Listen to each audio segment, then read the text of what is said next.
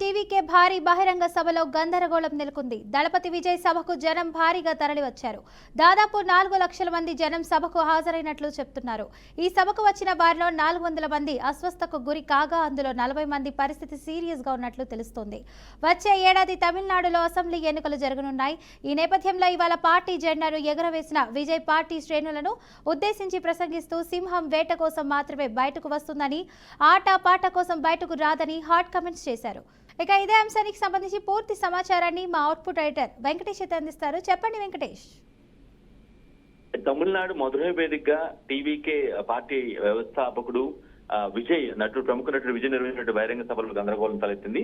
ఎందుకంటే ఆయన వచ్చే ఏడాది ఎన్నికలు జరగబోతున్న నేపథ్యంలో తమిళనాడులో ఇప్పటికే ఆయన చాలా సభలు పెట్టారు, చాలా కసరత్తులు చేశారు, చాలా మీటింగ్లు పెట్టుకున్నారు.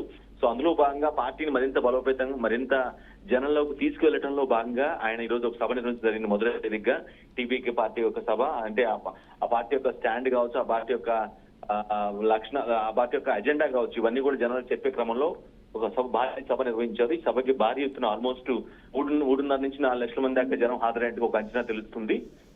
సో వీరిలో ఎక్కువ మంది రావడం వల్ల ఏంటంటే దాదాపు 400 మందికి పైగా అస్వస్థకు గురయ్యారు. వీరిలో 40 మంది పరిస్థితి చాలా సీరియస్ గా ఉన్నట్లుగా సమాచారం అంతూ ఉంది. సో ప్రస్తుతం వారందరూ కూడా ఆ ఆసుపత్రులు దగ్గర ఉన్నటువంటి ఆసుపత్రులు ఏవైతున్నాయో వాటి దగ్గరికి పంపించి వాళ్ళందరూ కూడా ఆసుపత్రికి పంపించి చికిత్స అందిస్తున్న పరిస్థితి కనిపిస్తుంది.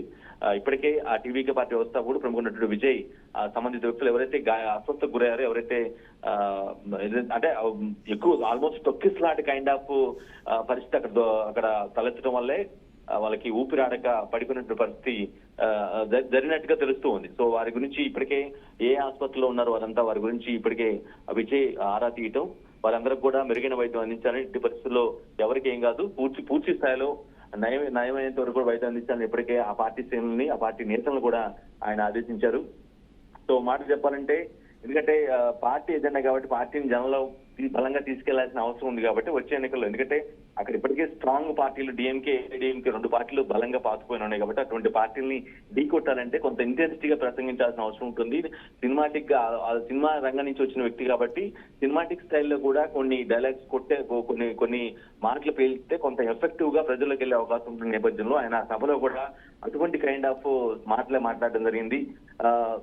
సింహం వేట కోసం మాత్రమే బయటకు వస్తుందని, ఆటపాట కోసం బయటికి రాదంటూ ఒక కామెంట్ కూడా ఆయన చేయడం జరిగింది. ఇట్లా కొన్ని ఇన్స్పైరింగ్ గా ఏదైతే కొన్ని అంటే ఆ పార్టీ అభిమానులు కావచ్చు, ఆయన యొక్క అభిమానులు కావచ్చు, టీవీకి పార్టీ కార్యకర్తల్ని కొంత ఉత్తేజపరిచేలాగా ఆయన మాట్లాడిన నేపథ్యంలో అక్కడ కొంత ఆబ్వియస్ గా పెద్ద ఎత్తున గోల చేయడం కానీ, లేదంటే బిజినెస్ చేయడం కానీ, లేదంటే తోచుకోవడం కానీ, ఆయన కలిసే క్రమంలో ఆ విజయాన్ని కలవాలి, ఆయన దగ్గరికి కరచాలనం చేయాలంటూ ఒక ఆశతో ముందుకెళ్లే ప్రయత్నం చేస్తుంటారు. ఆ క్రమంలోనే కొంత తొక్కిస్టార్ట్ వాతావరణం అక్కడ ఉంది. ఆ నేపథ్యంలో అందరూ పడిపోవటం, ఊపిరాడిక స్వస్థ గురి కావటం, ఆల్మోస్ట్ 400 మందికి అటువంటి పరిస్థితి ఎదురైందంటే వీరిలో కొంతమంది దాదాపు 40 మంది దాకా పరిస్థితి సీరియస్ గా ఉందని ఇప్పటికీ ఒక సమాచారం అంతూ ఉంది.